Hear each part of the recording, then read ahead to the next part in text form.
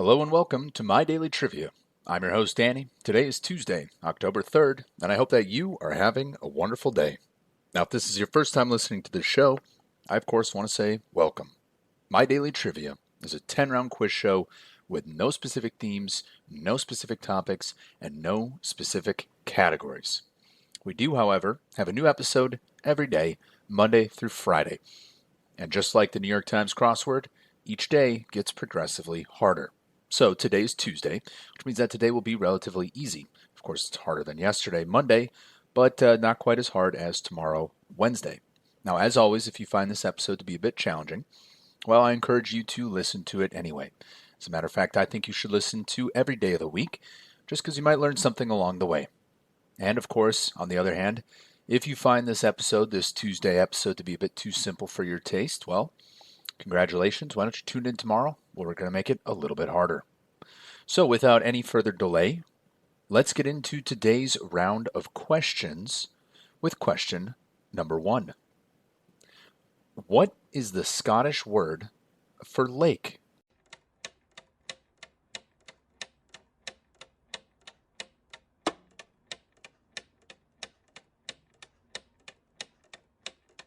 And the Scottish word for lake is loch. That's L-O-C-H.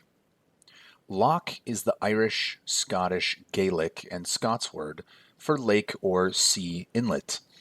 This name for a body of water is Insular Celtic in origin and is applied to most lakes in Scotland and to many sea inlets in the west and north of Scotland. Now, the word comes from the Proto-Indo-European word of locus, which means lake or pool, and is related to the Latin lacus, which is lake or pond, and of course the English word lake. Of course, the most famous of these lochs is the Loch Ness, where the alleged Loch Ness monster lives. And so if ever you can't remember what the Scottish word for lake is, just think of Loch Ness monster, think of Loch Ness, and just think of the word loch. So that's the Scottish word for lake is loch. Speaking of Scotland, let's talk about someone who's from Scotland with question number 2. Who was the first person to play James Bond in a film?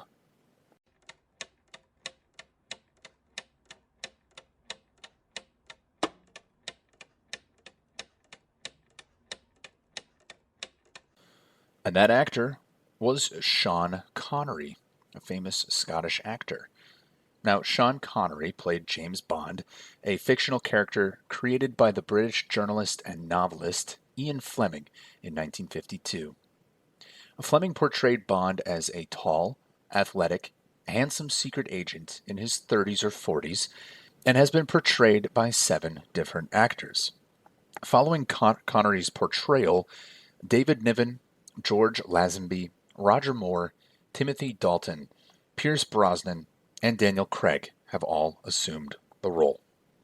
Now, I personally think that Daniel Craig probably played the best, but I only say that because I grew up watching Daniel Craig. I also grew up watching Pierce Brosnan and think he did a pretty good job. But of course, Connery was the first one and is the iconic James Bond actor. So once again, that is Sean Connery, the first of 7 to play James Bond in a film. Moving on to question number 3. What countries made up the original Axis powers in World War II?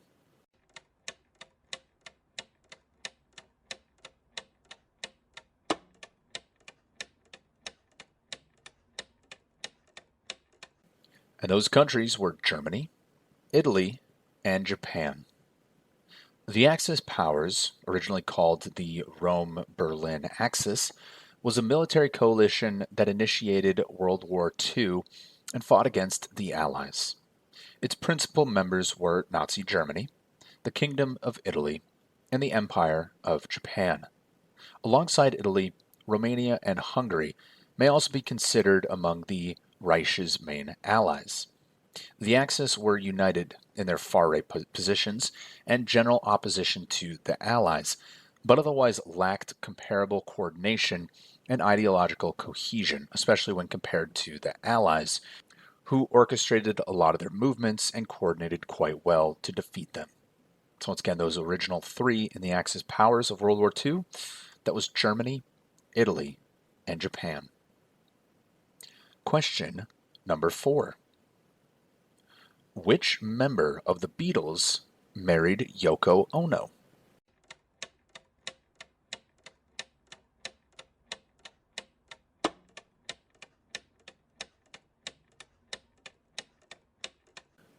And of course, that was John Lennon.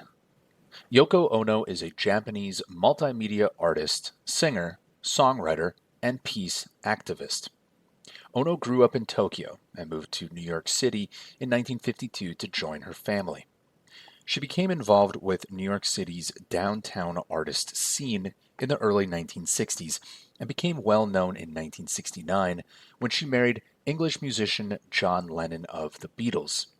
She and Lennon remained married until he was murdered in front of the couple's apartment building, the Dakota, on the 8th of December, 1980. Together they had one son, Sean, who later also became a musician. Now, there are many things that can be said about Yoko Ono, but my favorite thing about her, the thing that always made me laugh, is there's a video of John Lennon and Yoko Ono's band playing with Chuck Berry. And while they were playing in the middle of the song, it was a live performance on TV. And in the background, Yoko Ono is sitting in the back with a microphone and a little drum, and she just starts screaming in the middle of the song. It's not scripted. It's not supposed to be there. And the look on Chuck Berry's face when he realized what was happening, she was effectively trying to add to the song, but really she was ruining it. It's funny, it's classic.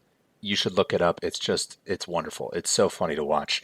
In any case, that was Yoko Ono, wife of John Lennon of the Beatles. Question number 5. What famous U.S. festival hosted 350,000 fans in 1969?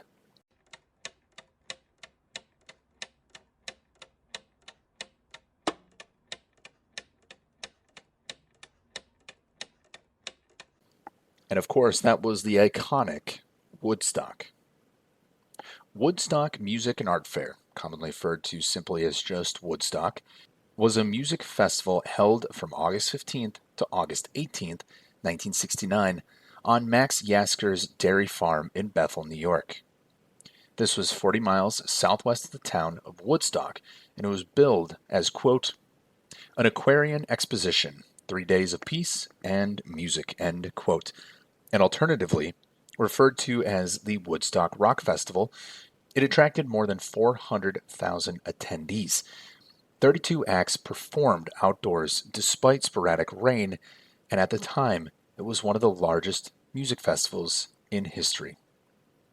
So once again, that was Woodstock, hosted in 1969 in upstate New York.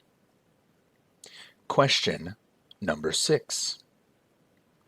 Who is the patron saint of Ireland?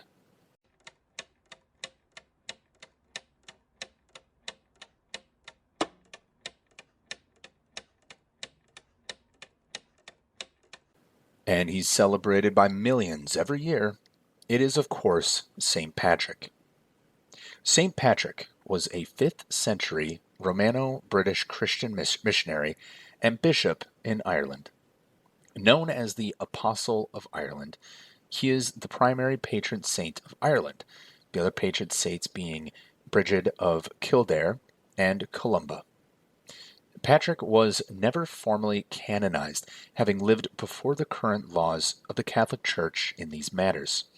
Nevertheless, he is venerated as a saint in the Catholic Church, the Lutheran Church, and the Church of Ireland. Now, fun facts, well, maybe not so fun for him, but something I found interesting, is that when he was 16, when St. Patrick was 16 years old, he was captured from his home in Britain by Irish pirates and was brought to Ireland as a slave. Now, he didn't stay there at the time. He eventually escaped back to Britain, but he returned to Ireland later on after becoming a cleric. So, that was the patron saint of Ireland. Off to a rocky start in Ireland as a slave. Tough start, but he came back and left quite a mark. That was St. Patrick. Moving on to question number 7. Which country do cities of Perth, Adelaide, and Brisbane belong to?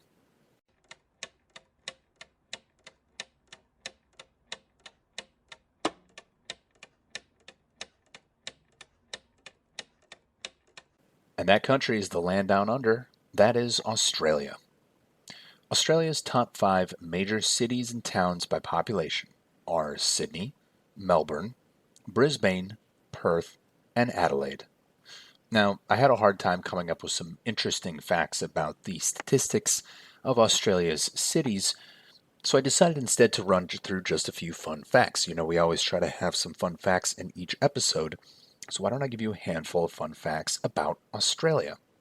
For instance, did you know that the Australian Alps get more snow than the Swiss Alps? Apparently, that's true. I looked it up in several different locations, and that is true. The Australian Alps get more snow than the Swiss Alps.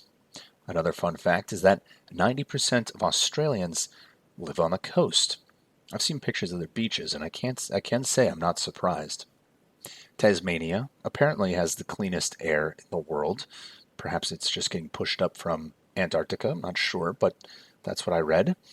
And then another fun fact is that the Indian Pacific Train, located in Australia, has the longest straight section of track in the world.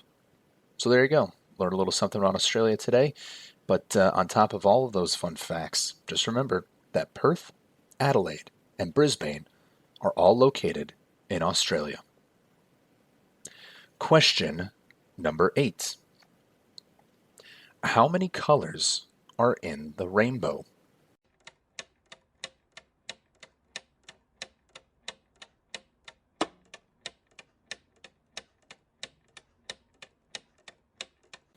And the answer there is 7. There are 7 colors in the rainbow. Those colors are red, orange, yellow, green, blue, indigo, and violet. Now, if you have a hard time remembering those, there's a famous acronym. It is ROYGBIV, and it is an acronym for the sequence of hues commonly described as making up a rainbow. Now, there are several mnemonics that can be used for remembering this color sequence, such as the name Roy G. Biv, or some sentences, such as, quote, Richard of York gave battle in vain. And if you write all of that out, it does indeed have ROYGBIV. So count it all up, and that is 7. That is 7 colors of the rainbow. Question number 9. Havana is the capital city of what country?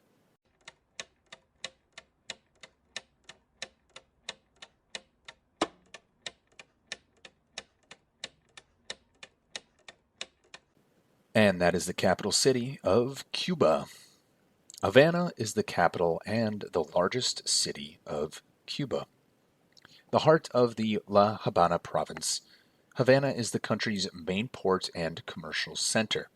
The city has a population of 2.3 million inhabitants, and it spans a total of 281 square miles. That's roughly equivalent to 728 kilometers squared.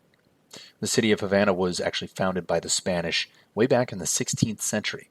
It served as a springboard for the Spanish conquest of the Americas, becoming a stopping point for Spanish galleons returning to Spain. Eventually, Philip II of Spain granted Havana the title of capital in 1607. So, since 1607, the capital of Cuba has remained Havana. Moving on to our last question of the day. Question number 10. What is the common name for dried plums?